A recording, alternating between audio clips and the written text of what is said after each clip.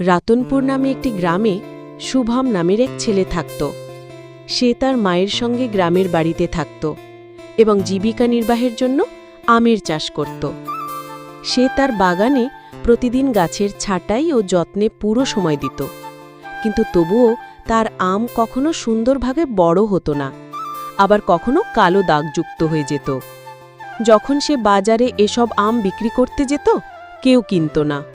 ব্যবসায়ীরা বলতো, এগুলো কি ধরনের আম, আর তুমি এগুলো কোথা থেকে এনেছ?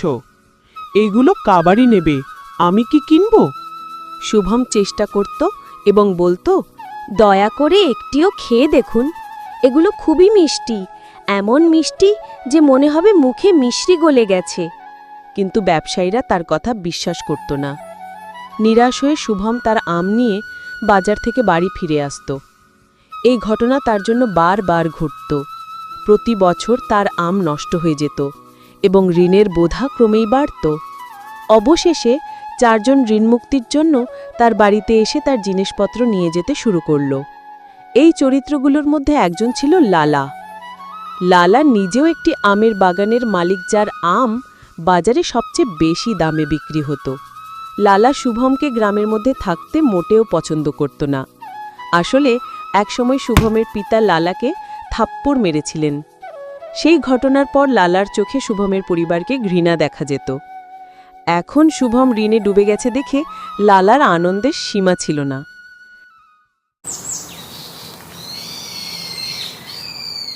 একদিন লালা শুভমের বাড়িতে এসে বলল, সব সমস্যার কারণে তোমার ঋণের বোঝা ক্রমেই বাড়ছে। আমাদের বাগানে কাজ করো, চাকরি করলে বসে থাকবে, না হলে কেউ তোমাকে রাস্তায় আসতে বাধা দিতে পারবে না। এ বলে লালা হাসতে লাগল। লালাকে এমন হাসতে দেখে শুভম বলল, আর সেই অর্থের নেশায় আমরা আনন্দিত থাকব। লালা, মনে রেখো, একদিন আমি তোমার চাইতে বড় মানুষ হয়ে দেখাবো। আমি রাস্তার পাশে থাকব, কিন্তু তোমার মতো নিম্নমানের মানুষের কাছে চাকরি করব না। লালা রেগে গিয়ে বলল, শোনো, ক্ষুধার্ত ভিক্ষুক মানুষের উচিত তার ক্ষমতার মধ্যে কাজ করা। আমি তোমাকে সাহায্য করছি, কিন্তু শুনে রাখো, তোমার কাছে মাত্র 2 সপ্তাহ আছে ঋণ পরিশোধের জন্য। যদি তুমি এই সময় ঋণ পরিশোধ করতে না পারো, তাহলে তোমার বাড়ি ও জিনিসপত্র তোমার চোখের সামনে নিলামে যাবে, বোঝো? এ বলে লালা রেগে গিয়ে দরজা লাথি মারল এবং ঘর থেকে বেরিয়ে গেল। শুভম তার মায়ের কাছে বলল, মা, এখন আমরা কিভাবে লালার টাকা পরিশোধ করব? এই গ্রামে কেউ আমাকে ঋণ দিচ্ছে না। আমি জানি না 2 সপ্তাহের মধ্যে ঋণ পরিশোধ কিভাবে করতে পারবো। এ বলে শুভম তার মায়ের কোলে মাথা রেখে কাঁদতে লাগল। মা তাকে ধরে সাহস দিলেন এবং শহরে গিয়ে চেষ্টা করতে বললেন।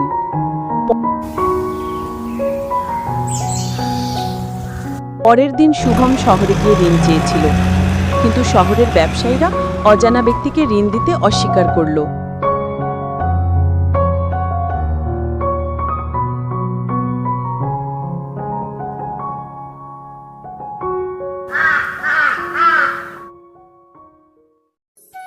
সন্ধ্যায় ক্লান্ত হয়ে শুভম শহর থেকে গ্রামের পথে ফিরছিল। পথে সে দেখল একজন ব্যক্তি মাটিতে পড়ে আছে।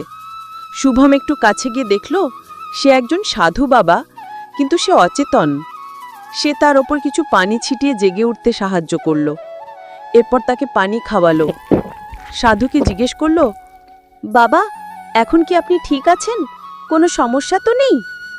সাধু বলল, না ছেলে, সব ঠিক আছে। এই গরমে পানি না পেলে হয়তো আমি মারা যেতাম। তুই ভালো মানুষ মনে হচ্ছিস। আজ তুই এক সাধুকে সাহায্য করেছিস। বল, তুমি কি চাও?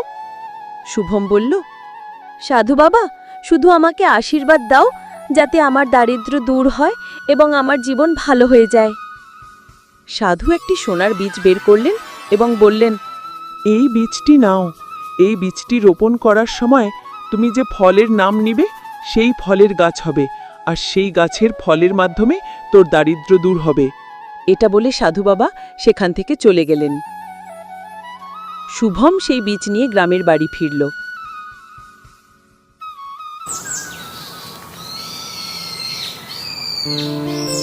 পরের দিন সে বীজটি তার আমের বাগানে লাগালো এবং নাম দিল আম।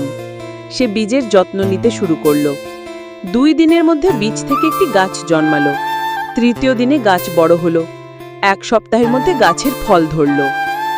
শুভম প্রথমবার সেই ফল তুলল এবং অবাক হয়ে দেখল এইগুলো সাধারণ আম নয়, সোনার আম। আরে এটা কি? এইগুলো তো সোনার আম। যাই, এগুলো বাজারে বিক্রি করি। এরপর শুভম তা বাজারে নিয়ে গেল এবং বিক্রি করে প্রচুর অর্থ পেল।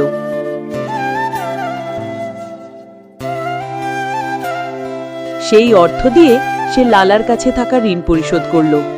লালা অবাক হয়ে গেল এবং ভাবল, শুভম এত দ্রুত ঋণ শোধ করলো? এত ধন কোথা থেকে এসেছে? তবে সে তখন বিশেষ কোনো ব্যবস্থা নিল না। এরপর শুভম ক্রমে ধনী হয়ে উঠল। সে নতুন বাড়ি, নতুন গাড়ি কিনল এবং গ্রামের অনেক দোকানও কিনল। লালা ধীরে ধীরে ঈর্ষায় আগুন ধরে ফেলল। সে ভাবল, যে ভিক্ষুক রাস্তার পাশে পড়ে যেত, তার কি ধন আছে যে এত উঁচে উঠছে? আজ অবশ্যই আমি এর রহস্য বের করব। শুভম জানত লালা কিছু একটা করবে, তাই সে সোনার আমের গাছের চারপাশে ফাঁদ বসিয়েছিল, যা লালা জানত না। একদিন লালা গাছের পাশে এসে দেখল গাছে সোনার আম ফলেছে। আচ্ছা, তাহলে এই হলো ব্যাপার। দাঁড়া, আমি এখনই এই আমগুলো তুলব। লালা সোনার আম তুলতে গিয়ে ফাঁদে ধরা পড়ল। সে চিৎকার করতে লাগলো, বাঁচাও, বাঁচাও! শুভম এসে বলল, আমি জানতাম তুমি আমার সমৃদ্ধি দেখতেও পারবে না, তাই ফাঁদ বসিয়েছি। তখন লালা বলল, আমাকে ক্ষমা করে দাও শুভম, আর আমি তোমার বাগানে কখনো আসব না। তখন শুভম বলল, ক্ষমা চেয়ে লাভ নেই লালা। শুভম পুলিশকে ডাকল। লালাকে চুরির জন্য গ্রেপ্তার করা হলো।